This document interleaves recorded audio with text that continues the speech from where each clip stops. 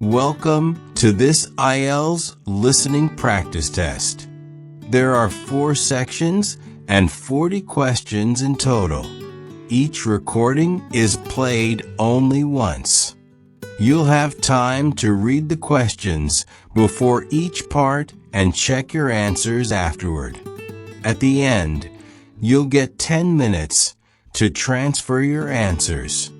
Get ready with a pen and paper. Now let's begin section 1.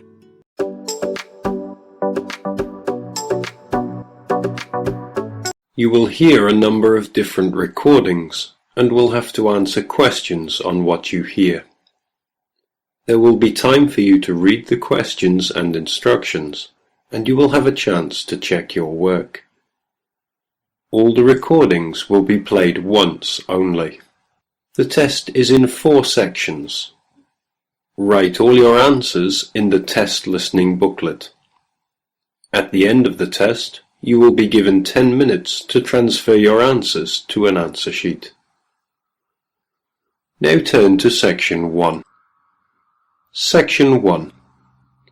You will hear a customer talking to a travel agent. First, you will have some time to look at questions 1 to 6.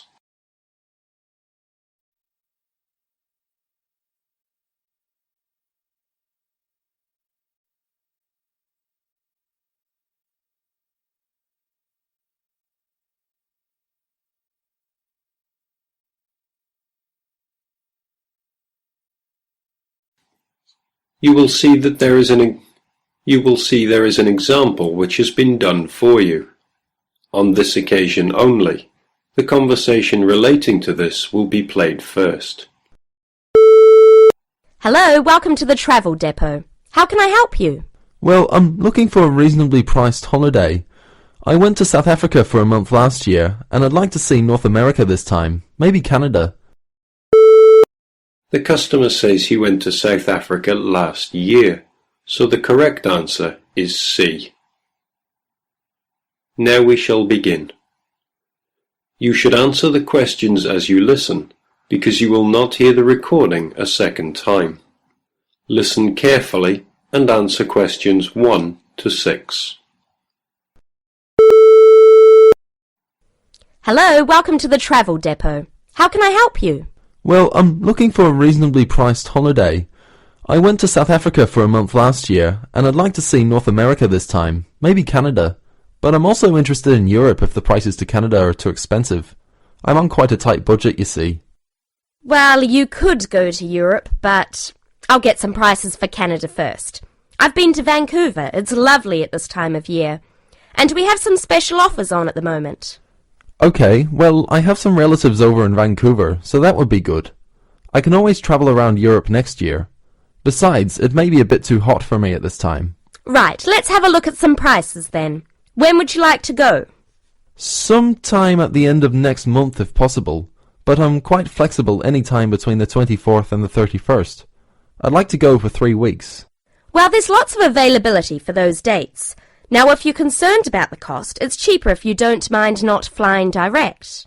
Sorry, what do you mean? Well, if you don't mind changing planes, then it's cheaper. Oh, well, I don't mind changing planes. In that case, the cheapest flight I have leaves on the 25th and changes in New York. It's only a short stop. You'll be in the airport for 2.5 hours. How does that sound? Sounds good, but what's the price? That's £412 for a return flight, but that doesn't include airport tax. Would you like to arrange any accommodation? No, I have a cousin I can stay with. All I need is the flight, so I think I'll take that one. Right, I'll just check availability for your return. 3 weeks, did you say? Yes, that's right. Okay, well, there are seats available on the 14th or the 15th. Which one would you prefer? The 14th sounds good. Yes, from the 25th to the 14th sounds fine. I'll reserve that for you then. Can you tell me your name, please? Jim Jackson. Is that Jackson? That's right. And can I take an address and contact number? Yes, it's 10 Allen Road, Oldham.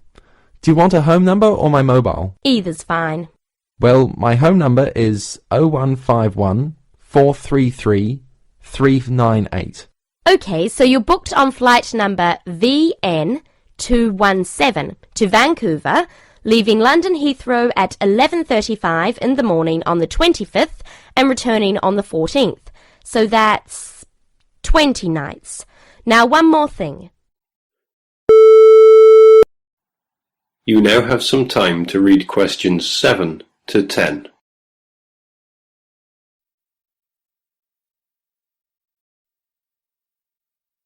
Now listen carefully and answer questions 7 to 10. Now one more thing. Do you have any travel insurance? We recommend all our clients take out some kind of cover, even though most people don't end up needing it. Most people have it just for peace of mind. Well, what type of cover do you have? There are two choices, the Gold Star and the Silver Star. Our most comprehensive cover is the Gold Star, which will cost £21 for the period you are away. It's a good policy because it covers almost all eventualities, even extreme sports such as snowboarding and skydiving. What about the Silver Star? That's £18, but it doesn't cover you for any dangerous sports. Well, for £3, I think I'll take the first one. The gold cover, please. Right, and is there anything else I can help you with? Well, do you have any information about what to do in Vancouver? Yes, I'm sure there's something on the computer that can help. Yes. There's a Shakespeare play at the theatre, but at $54 it's quite expensive. That starts at 8 p.m. The City Museum is really popular too, if you like that kind of thing. They have a special exhibition of Japanese armour next month. Entrance is free and the museum is open from 9 to 4:30, Monday to Saturday.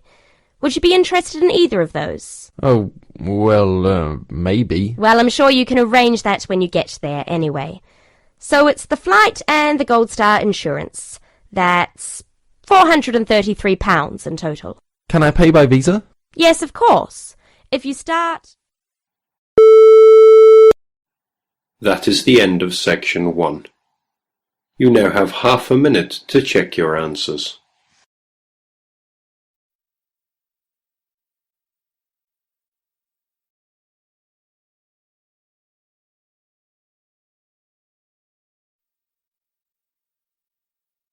Now turn to section 2. Section 2. You will hear a speaker talking about property. First, you have some time to look at questions 11 to 15.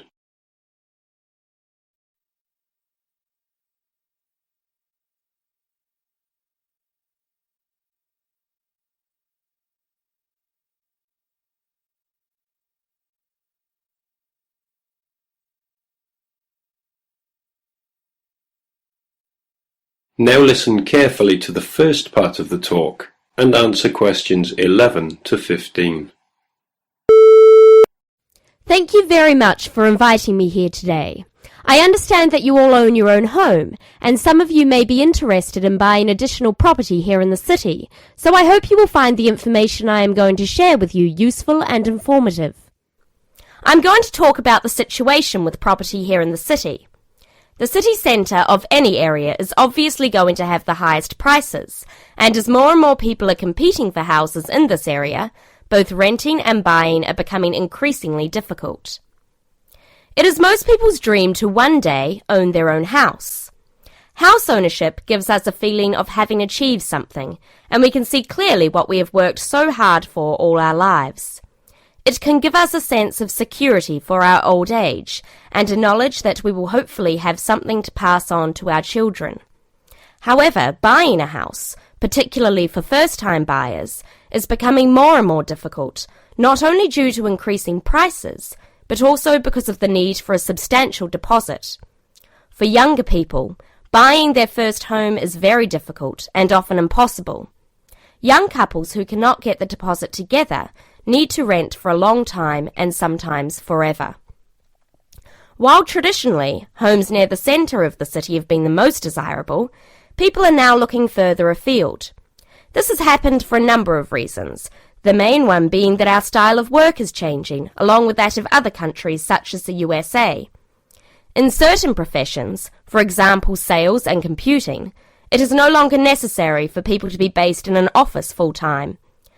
More and more people are beginning to work from home, which means they can avoid the hustle and bustle of rush hour traffic jams into work and have more freedom to choose to live in a more rural and peaceful location. My company deals with finding property for both purchasers and renters in the city area. One of my main roles within the company is to find investment properties for people who wish to plan ahead for their future. You now have some time to read questions 16 to 20. Listen carefully and answer questions 16 to 20. An investment property is usually at the cheaper end of the market. People buy investment properties not to live in, but in addition to their own home in order to rent it out to other people. The advantage of putting your savings into property for the future is that you can be pretty certain that, as a long-term investment, your money will safely increase in value in line with inflation. Many people are turning to property investment instead of pension schemes, as we hear the horror stories of countries such as the UK, where people have invested all their lives into their pension schemes to find that now their money is relatively worthless. Houses automatically earn what is known as capital gains. That is, for every year you own the property, it becomes more valuable and often gives a better rate of interest on your money than most banks do. However, that is not to say there are no risks. There are people who buy property when the market is high and prices are inflated beyond their true value, only to find that when the housing market slows down, they are in a state of negative equity. Negative equity is a situation that arises when you owe more for the house than the house itself is worth. In short, the best advice is to be aware of the ups and downs of the housing market. Property investment, if handled correctly, can be enormously satisfying. I hope that this has given you an insight into the basics of the property market. Thank you for listening. Please raise your hand if you have any questions and I will try to be of assistance.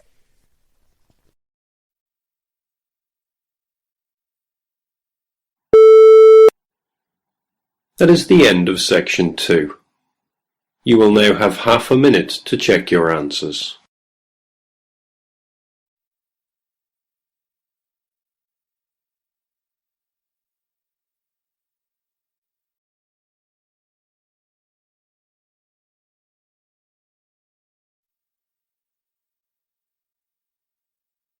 Now turn to section 3. Section 3. You will hear two people talking on a radio show. First, you have some time to look at questions 21 to 24.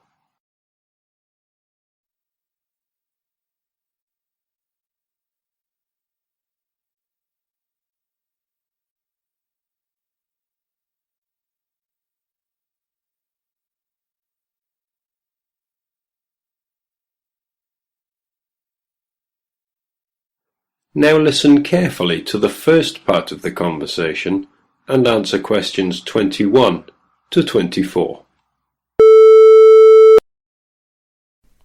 Thank you very much for tuning in today to listen to our weekly hour on conservation issues. Last week we spoke about the impact of environmental changes on primates, and this week, to continue the theme, we have invited in a specialist by the name of Professor Andrew Ripley, all the way from USA, to tell us more about the problems faced by the cat family. Professor Ripley, thank you very much for joining us today. It's my pleasure. Thank you very much for inviting me. So I understand that you spent a great proportion of your time travelling the globe and monitoring changes in population levels of the cat family. Yes, that's correct. Of course, we're not talking about the domestic cat here, but their majestic cousins such as the lion, tiger and jaguar, to name but a few. Which member of the cat family do you yourself find to be the most fascinating? Well, I've spent a lot of time recently studying jaguars, but the lion is still my personal favourite. It is the world's most social cat, and unusual in the way in which it chooses to group together with others of its species. Prides of lions basking in the sunshine are probably one of people's most vivid perceptions of the African bush. Yes, certainly. I totally agree with you.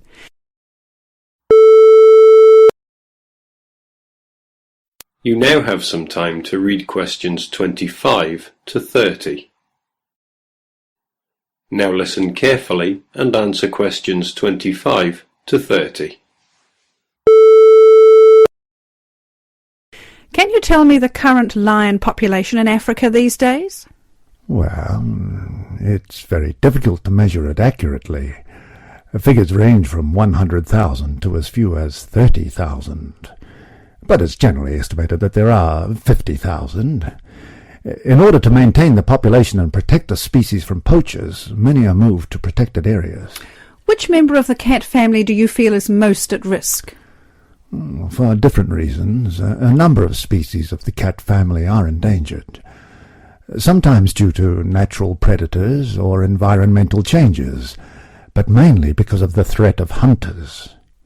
For example, I'm sure you're aware the bones and body parts of tigers have been and still are traditionally used in medicines in the Far East. And because of this and the demand for medicine made from tiger parts, their numbers have been falling for some time, and to date there are fewer than 6,000 tigers living in their natural habitat of the forests and plains of Asia. What is being done to curb the population decrease? Well, specialists such as myself work closely with conservationist groups such as the World Wildlife Federation, or WWF, to protect tigers from illegal hunting. WWF considers the drop in tiger numbers to be catastrophic, and they are working hard to conserve the populations in China, India, Indonesia, Malaysia, Thailand, Vietnam, and Russia. I understand that poaching is not the only problem faced by the leopard. Let me get this right. Is it the snow leopard which lives in the mountains in Asia? Yes, it is. Poaching has been a problem, but not the most important. Its natural prey, the animals it hunts, is declining too. Its natural habitat in high-altitude areas, specifically the pastures, is threatened by the growth of agriculture. It is this that is causing the main problem for the snow leopard. It is going to be extremely difficult for numbers to recover, but again, the WWF has been working hard to continue to fund projects to aid the snow leopard in Nepal and Pakistan, and hopefully Bhutan very soon. Well, this is fascinating information you are giving us, Professor. We are just going into a short commercial break. When we come back, I have a few questions for you about the puma and the jaguar. Remember, listeners, there will be an opportunity to phone in and voice any opinions or questions you may have for the Professor in 10 minutes.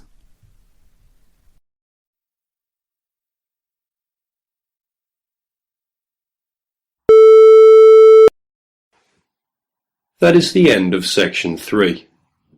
You now have half a minute to check your answers.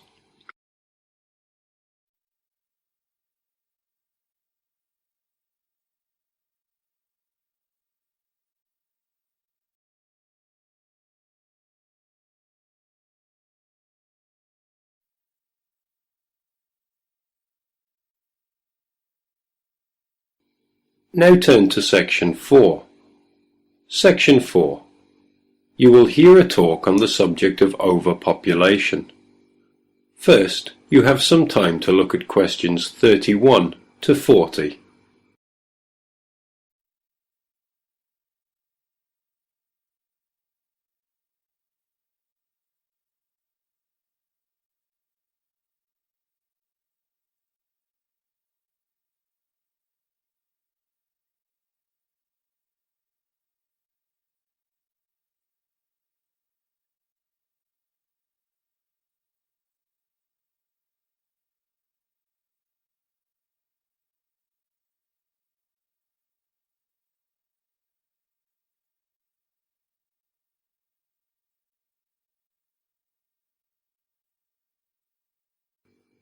Now listen carefully and answer questions 31 to 40. Good afternoon. I'm pleased to see so many of you here today. As I told you all on Monday, the lecture on overpopulation has been postponed until next week, as we have a guest speaker today. I'd like to introduce you all to Donald Mackenzie, who has recently returned from a 12-month research project in America. He is here to share with us some of the results of his studies into the problem of illiteracy. Hello. Now, as sociology students, I have no doubt that you are aware that it is commonly believed that one indicator of a developed country is the level of education of its citizens. Now, most of these nations have free compulsory education for all, and strict teacher certification requirements. So it would logically follow that people from countries such as America would be highly educated. Yet this isn't always so. In America alone, 42 million adults cannot read, and 50 million can recognize so few printed words they each have the reading ability of a 10-year-old. Frightening statistics indeed. But not as frightening as the trend suggested by current estimates. The number of illiterate adults is increasing by approximately 2.25 million people each year, and although global statistics have not been compiled, it suggests an extremely disturbing figure. Now, inevitably, this is having an impact on employment. In America, the annual cost in welfare programs and unemployment compensation due to illiteracy stands at $6 billion and an additional $237 billion a year in unrealized earnings is forfeited by people who lack basic reading skills. There is also the cost of post-school literacy programs, which have been put in place in order to counter this increasing figure. A conservative estimate places the cost of these programs at $10 billion each year, and growing steadily. Moving on. I'd like to talk about some of the causes of this increasing illiteracy. Children were taught to read by first learning the alphabet, then the sounds of each letter, how they blended into syllables, and how those syllables made up words. They were taught that English spelling is logical and systematic, and that to become a fluent reader it was necessary to master the alphabetic code in which English words are written, to the point where the code is used automatically with little conscious thought given to it. And to make myself clear, I mean readers could sound out the letters, spelling them phonetically. Once a child learned this ability, attention could be turned to more advanced content. It seldom, if ever, occurred to teachers to give children word lists to read, or to make beginner-level readers memorize whole words before learning the components of those words, or to memorize whole stories, as today's proponents of the whole language approach recommend. Several recent studies have found that 90% of remedial reading students in developed countries are not able to decode fluently, accurately, and at an automatic level of response. The currently used whole language method was originally conceived and used in the early 1800s to teach the deaf how to read, a method which has long since been discarded by the teachers of the deaf themselves as inadequate and outmoded. English is an alphabetic language that when written, uses letters to represent speech sounds. When students were taught to read, they consciously identified the speech sounds and learned to recognize the letters used to represent them. They were then trained to apply this information to decode the names of unwritten words, understand their meaning, and comprehend the information presented as a complete thought. The English language contains approximately 500,000 words. Of these words, about 300 compose about 3/4 of the words that we use regularly. As I said, in schools where the whole language method is taught, children are constantly memorizing sight words during the first 3 or 4 grades of school, but are never taught how to unlock the meaning of the other 499,700 or more words. Whole language learning causes frustration, poor spelling, and hostility towards reading.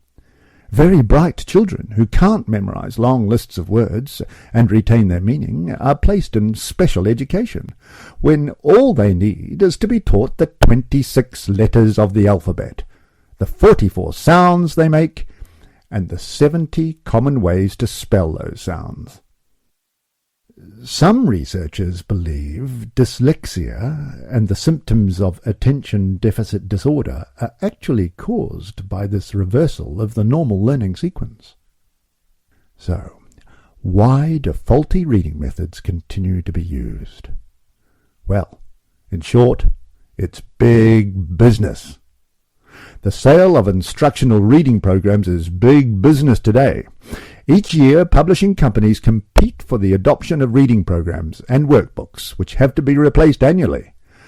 Concentrating on phonics would seriously reduce the cost of education.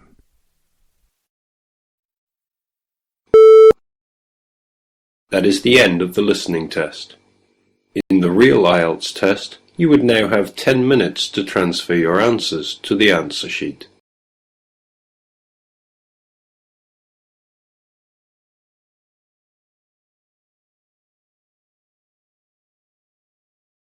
That is the end of the listening section. You now have 2 minutes to review your answers before the test automatically moves on to the next section. Please take this time to check your answers carefully. Make sure all your responses are recorded in the correct places, and review your spelling, grammar, and formatting. Once the time is up, the system will take you directly to the reading section. Please remain seated and stay focused. The next section will begin shortly.